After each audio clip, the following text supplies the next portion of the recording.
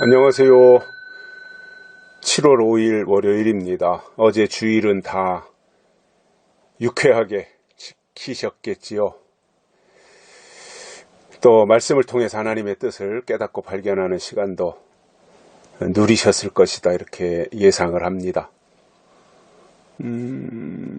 이번 주부터 본격적으로 장마가 시작된다고 하니까 좀 늦었지만 장마 기간으로 들어간다고 합니다. 주의하시고요. 건강관리도 잘 챙기셨으면 좋겠습니다. 오늘 말씀은 민수기 32장 13절입니다. 여호와께서 이스라엘에게 진노하사 그들로 40년 동안 광야에 유리하게 하심으로 여호와의 목전에 악을 행한 그 세대가 필경은 다 소멸하였느니라. 아멘. 히브리 민족이 모세를 따라서 출애굽을 할 때는 아마도 기세등등했을 겁니다. 부러울 것이 없었을 겁니다. 왜냐하면 하나님의 종 모세가 애굽의 바로 왕의 코를 납작하게 만들어 놨거든요. 10가지 재앙 통해서 항복시킨 거죠. 그러니까 바로가 꼼짝 못하고 히브리 민족을 내줄 수밖에 없었어요.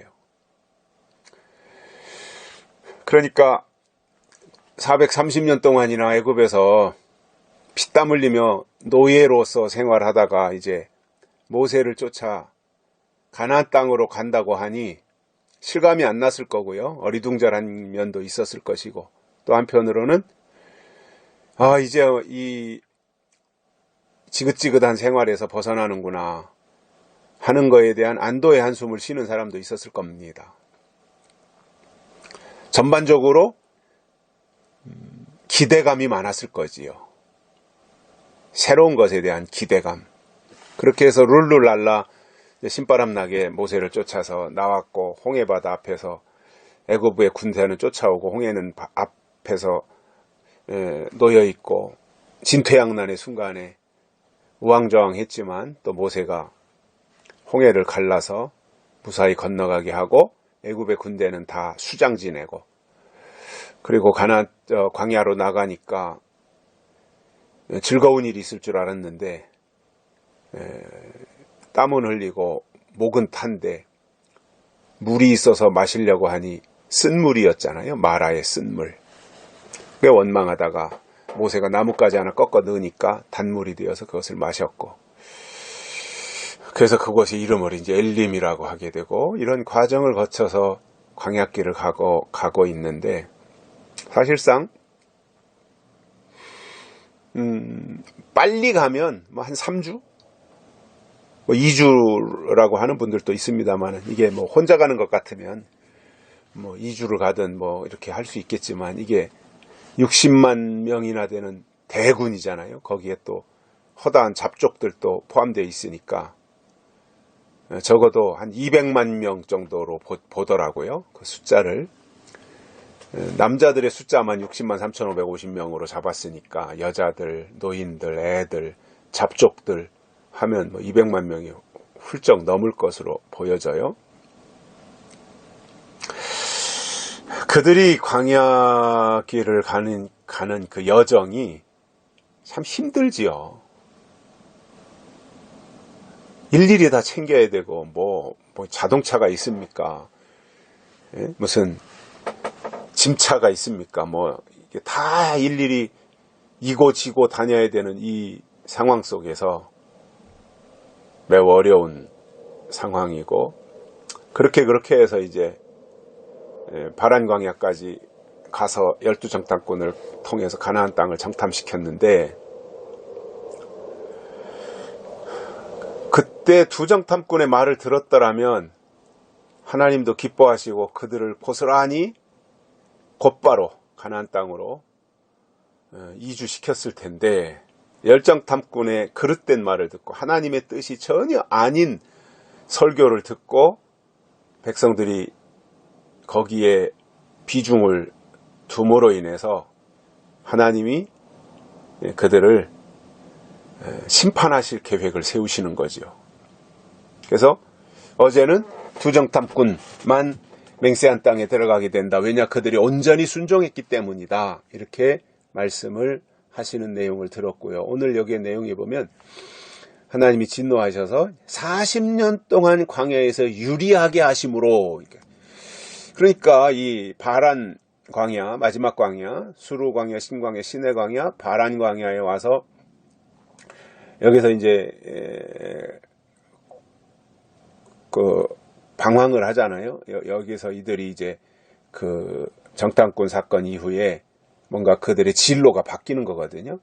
그러니까 직선으로 가면은 뭐 2주, 3주, 뭐 길어야 뭐 한 두세 달이면 갈 수 있는 길을 이제 이렇게 어렵사리 힘들게 걸어와가지고 이제 요단강을 바로 앞에 둔 바란 광야에서 요단강을 바라보고 요단강 건너면 가나안 땅이니까 거기까지 왔는데 거기에서 그들이 온전히 순종치 아니함으로 인해서 하나님이 진노하신 겁니다.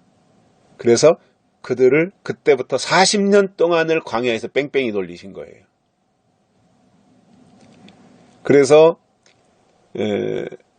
이 열정 탐꾼 말을 듣느냐, 두정 탐꾼 말을 듣느냐, 이것에 대한 비중이 그렇게 중요했던 겁니다. 즉 다수의 설교를 들을 거냐, 소수의 설교를 들을 거냐, 여호수아와 갈렙을 통해서 주시는 하나님의 말씀을 약속으로 받고 생명으로 받을 거냐, 아니면 열정탐꾼의 부정적인 설교를 듣고 애굽으로 돌아가자고 하는 이 내용, 가나안 땅은 기골이 장대하고 우리는 그 앞에서 메뚜기에 불과하다, 우리는 거기 들어가면 다 죽는다, 이러한 육신의 설교를 들을 거냐, 아니면 여호수아와 갈렙과 같이 하나님이 우리와 함께 하신다라고 하는 믿음의 설교, 영의 설교를 들을 것이냐, 그 선택의 결과는 전혀 판이하게 다르더라는 거죠. 안타깝게도 열정탐꾼 10명의 설교자들의 설교를 듣고 그들이 부정적인 생각을 가지고 하나님을 향해서 그들이 불평을 털어놓으면서 하나님이 진노하셨고, 그 사건을 기점으로 해서 하나님이 이스라엘 백성을 40년 동안 광야에서 유리하게 하신 겁니다. 아마 그 사건이 없었더라면, 열정탐꾼, 두정탐꾼, 그 사건이 없었더라면, 아니 있었더라도 두정탐꾼의 설교를 선택했더라면 그들은 곧바로 가나안 땅에 들어갔던 거예요. 그런데 정반대로 함으로 광야에서 40년 동안 40년 광야 생활이라는 것이 하나님이 이렇게 결정하신 거죠. 여기서 안 되겠다, 이 상태로 가나안 땅에 갔다가는 다 망가뜨리겠다, 안 되겠다 생각한 거예요. 이들의 의식 구조가 바뀌지 않았다는 거죠. 그래서 그들이 이렇게 광야에서 유리하게 된 이유가 뭐냐면 여호와의 목전에 악을 행한 그 세대라는 거예요. 그러니까 열정탐꾼의 말을 들은 것은, 그리고 광야에서 번번이 불평한 것은 그들이 여호와의 목전에서 악을 행한 것이다 이겁니다. 악이라는 거예요. 악.